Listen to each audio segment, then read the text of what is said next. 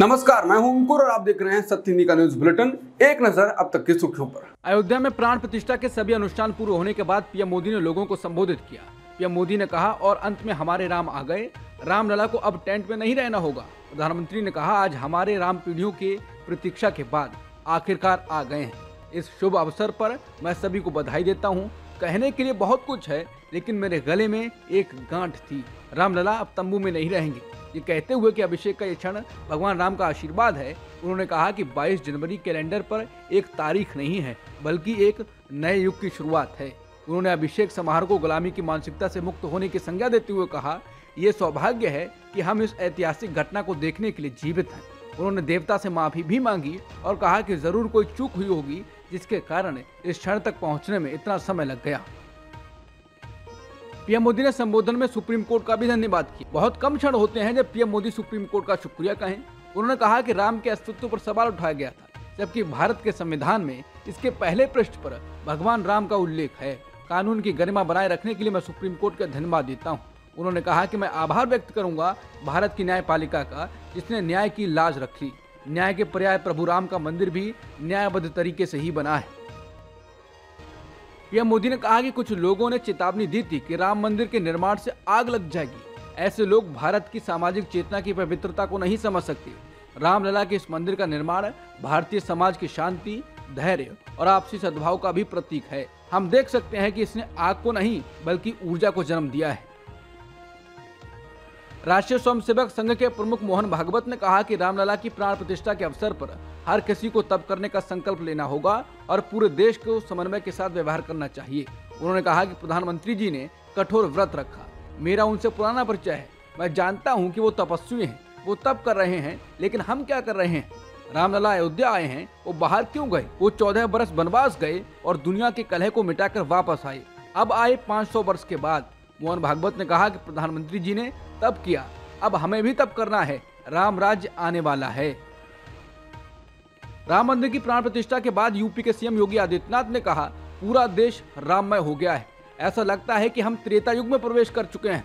योगी ने कहा कि हमने जहां मंदिर बनाने का संकल्प लिया था, वहीं मंदिर बना है। सीएम योगी ने कहा, अब अयोध्या की सड़कें गोलियों की आवाज से नहीं गूंजेगी, कोई कर्फ्यू नहीं होगा। अब यहाँ दीपोत्सव और रामोत्सव होगा। स्थापना के चलते सड़कों पर श्री राम नाम संकीर्तन गूंजेगा। यहाँ रामलला रामराज्य का उद्घोष है। रामलला की प्राण प्रतिष्ठा आज हो गई। इस बीच सोशल मीडिया पर एक वीडियो सामने आया है। इसमें देखा जा सकता है कि राम जन्मभूमि आंदोलन की तीनों फायर ब्रांड साध्वी ऋतंभरा, उमा भारती और साध्वी निरंजन ज्योति जब इस शुभ घड़ी पर मिली तो गले मिलकर रोने लगी। ये वीडियो अब इंटरनेट पर तेजी से वायरल हो रही है।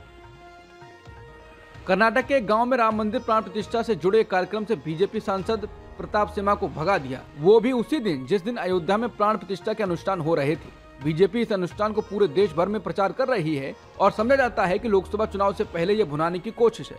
लेकिन कर्नाटक के ग्रामीणों ने अनुष्ठान से बीजेपी सांसद को यही कहते हुए भगा दिया कि वो लोकसभा चुनाव से पहले अपने फायदे के लिए आ गए हैं, जबकि पहले उन्होंने पूरी तरह से उपेक्षा की। सोशल मीडिया पर साझा किए गए वीडियो में बीजेपी सांसद को घेरे हुए ग्रामीण दिखते हैं। हालांकि ग्रामीणों को समझाने की कोशिश भी की गई, लेकिन वो नहीं माने। कांग्रेस नेता राहुल गांधी को असम के श्रीमंत शंकर देव के जन्मस्थान बता द्रवा सत्र मंदिर में जाने से रोक दिया गया, जिसके बाद राहुल गांधी और बाकी यात्री धरने पर बैठ गए। राहुल गांधी ने कहा, हम मंदिर जाना चाहते हैं, मैंने क्या अपराध किया है कि मैं मंदिर नहीं जा सकता? उन्होंने कहा कि हम कोई समस्या पैदा नहीं करना चाहते, हम बस मंदिर में प्रार्थना करना चाहते हैं। राहुल गांधी को असम में मंदिर जाने से रोकने पर जब पत्रकार ने राहुल गांधी से सवाल पूछा कि आपको मंदिर जाने से क्यों रोका जा रहा है, इस पर राहुल ने कहा कि पता नहीं, शायद आज एक आदमी ही मंदिर जा सकता है। बाद में धरने पर बैठे राहुल गांधी और कार्यकर्ताओं ने रघुपति राघव राजा राम गीत गाकर विरोध दर्ज कराया। इसके बाद लोगों ने इस पर रिएक्ट किया है। लोगों ने कहा कि मेरे लिए यात्रा का सबसे सुंदर दृश्य ये है, महात्मा गांधी की राह, अहिंसात्मक प्रतिरोध और रघुपति राघव राजा राम का सामूहिक गायन। असम के कांग्रेस सांसद गौरव गोगोई ने कहा कि आज पीएम मोदी और हेमंता बिस्वा शर्मा की कूटनीति ने बोरदोबा थान के महत्व को धूमिल कर उसका अपमान किया है। अगर वो नहीं चाहते कि टीवी में पीएम मोदी के अलावा कोई और चेहरा नजर आए तो चैनल मालिकों को मना कर दीजिए कि हमें ना दिखाएं। उन्होंने एक अफवाह भी फैलाई कि जिस समय राहुल गांधी जी दर्शन के लिए जाना चाहते हैं उस वक्त वहां सांस्कृतिक कार्यक्रम हो रहा होगा, लेकिन जब हम वहां गए तो कोई कार्यक्रम नहीं हो रहा था। कांग्रेस नेता जयराम रमेश ने दावा किया है कि प्रधानमंत्री मोदी ने राहुल गांधी को वैष्णव संत श्रीमंत शंकर देव की जन्मस्थली पर दर्शन करने से रोकने के लिए असम सरकार पर दबाव डाला। उन्होंने कहा कि हमें 11 जनवरी को जाने की अनुमति दी गई थी, लेकिन अचानक 20 जनवरी को हमें बताया गया कि राहुल गांधी केवल राम मंदिर के अभिषेक के बाद ही यात्रा कर सकते हैं। राहुल गांधी को असम के मंदिर में नहीं जाने देने पर सोशल मीडिया पर जमकर प्रतिक्रियाएं आ रही हैं। वरिष्ठ पत्रकार रघुवीश कुमार ने कहा है कि मंदिर में कौन जाएगा ये कौन तय करेगा? क्या उनके हुक्म से मंदिरों के कपाट खुलेंगे? राष्ट्रपति दिल्ली में है, अयोध्या नहीं गई हैं, उनसे पूछा जा सकता है, या फिर आडवाणी से भी जो शीतलहर के कारण अयोध्या नहीं गए हैं। बीजेपी के वरिष्ठ नेता सुब्रमण्यम स्वामी ने कहा है कि मोदी प्राण प्रतिष्ठा पूजा में शामिल हो रहे हैं, जबकि पूजा में उनका पीएम स्टेटस 0 है। न ही उन्होंने अपने व्यक्तिगत जीवन में, खासकर अपनी पत्नी के साथ अपने व्यवहार में भगवान राम का अनुसरण किया है, और न ही उन्होंने एक दशक में पीएम के रूप में राम राज्य के अनुसार काम किया है। एक राष्ट्र एक चुनाव को लेकर पूर्व राष्ट्रपति रामनाथ कोविंद की अध्यक्षता वाली समिति को जनता से 21,000 सुझाव मिले हैं, जिनमें से 81% लोगों ने देश में लोकसभा और विधानसभाओं के चुनाव एक साथ कराने के विचार पर सहमति जताई है। एक आधिकारिक बयान में रविवार को ये जानकारी दी गई। बिल्किस बानो मामले के सभी 11 दोषियों ने सुप्रीम कोर्ट के फैसले के बाद रविवार देर रात गुजरात के पंचमहल जिले की गोधरा सब जेल में सरेंडर किया। सुप्रीम कोर्ट ने 8 जनवरी को बिल्किस बानो केस में 11 दोषियों को गुजरात सरकार की ओर से दी गई रिहाई को रद्द कर दिया गया था। कोर्ट ने राज्य सरकार को आरोपियों के साथ मिलीभगत करने और दोषियों को छोड़ने पर फटकार लगाई थी।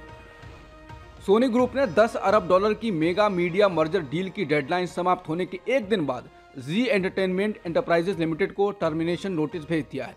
ये खबर सोमवार को ब्लूमबर्ग ने दी है। ब्लूमबर्ग की रिपोर्ट के मुताबिक सोनी ग्रुप ने टर्मिनेशन लेटर में कहा है वो अपनी भारतीय इकाई सोनी इंडिया और जी मीडिया नेटवर्क के बीच मर्जर के लिए हुए सौदे को रद्द कर रहा है। जी ने इसी शुक्रवार को सोनी को डील की डेडलाइन दूसरी बार आगे बढ़ाने का अनुरोध किया था। अब तक की सुर्खियों में इतना ही। बाकी खबरों के लिए बने रहिए सत्यहिंदी.com के साथ।